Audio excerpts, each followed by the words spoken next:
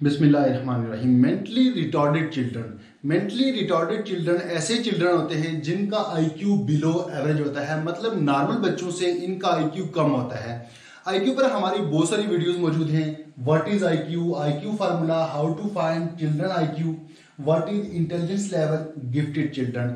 इनमें से अगर आप कोई भी वीडियो वॉच करना चाहें तो हमारे यूट्यूब चैनल की साइकोलॉजी की प्लेलिस्ट को वॉच कर सकते हैं। साइकोलॉजी की प्लेलिस्ट में आप इन वीडियोस को सर्च कर सकते हैं। आज का हमारा टॉपिक है मेंटली रिटॉर्डेड चिल्ड्रन।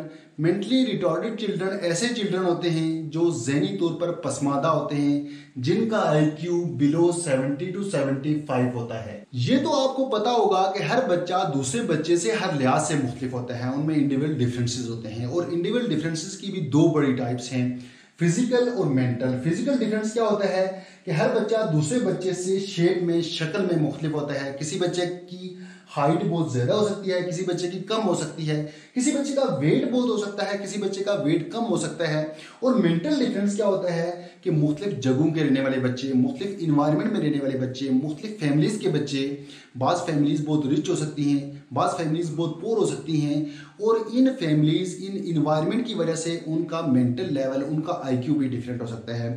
फिर बाज़ फैमिलीज ऐसी होती हैं जिनका आईक्यू विरासती तौर पर बहुत हाई होता है, और बाज़ फैमिलीज ऐसी होती हैं जिनका आईक्यू विरासती तौर पर बहुत कम होता है। आज हम इसी पे बात करेंगे। मेंटल रिटॉर्डेड चिल्ड्रन वो बच्चे जो ज़हनी तौर पर पसमादा होते हैं। ज़हनी तौर पर पसमादा बच्चों की अलामात क्या हैं, उनके साइन क्या हैं। सबसे पहले हम ये देखने की कोशिश करेंगे science of mental retarded children. Children who have intelligence less than average, ऐसे बच्चे जिनका इंटेलिजेंस लेवल एवरेज बच्चों से, नॉर्मल बच्चों से कम हो। नॉर्मल ग्रोथ इज स्लो, आम बच्चों से, नॉर्मल बच्चों से इनकी मेंटल ग्रोथ स्लो होती है या कम होती है। According to WHO world health organisation before 18 years, if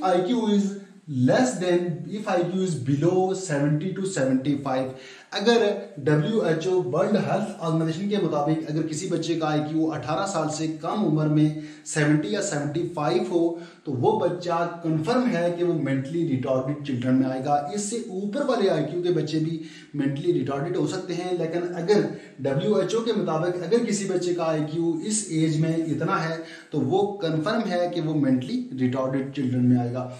problem in communication, इनको कम्युनिकेशन में, बातचीत में प्रॉब्लम हो सकती है। टेकिंग केयर देमसेल्व्स, अपने आप की ये केयर नहीं कर सकते। एवरीडे एक्टिविटी, रोजाना की जो एक्टिविटीज होती हैं, खाना पीना, चलना, स्कूल जाना और छोटे मोटे काम काज करना, ये तमाम जो एक्टिविटीज हैं इनमें भी इनको प्रॉब्लम हो सकती है। Social skills are not good, इनकी जो सोशल स्किल्स होती हैं वो अच्छी नहीं होती।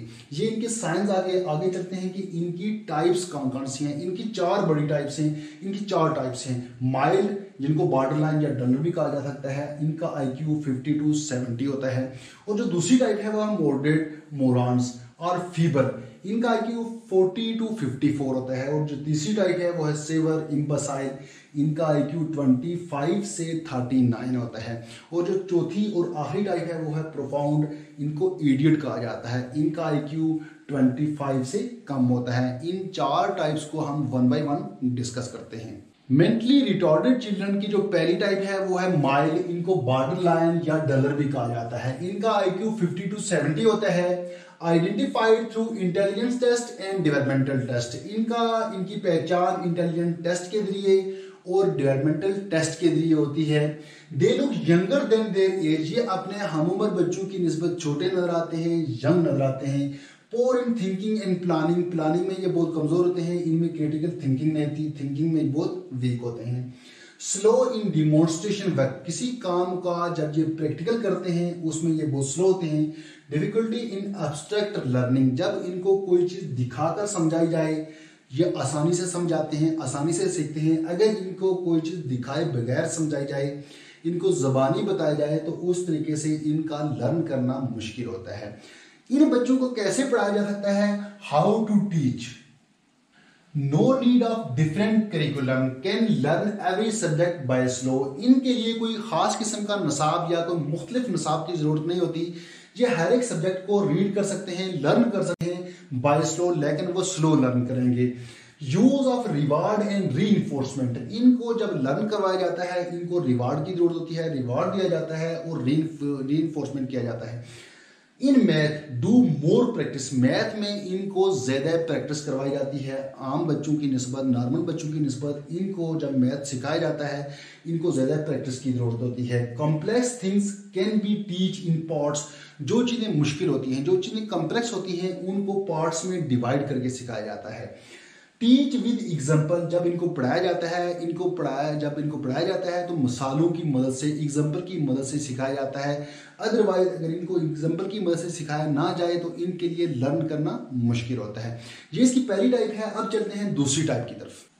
दूसरी टाइप है मॉडरेट, इनको मोरान्स या फीबल भी कहा जाता है। इनका IQ 40 to 54 होता है। They can not study in normal school, इन बच्चों को नॉर्मल स्कूल में नहीं पढ़ाया जा सकता।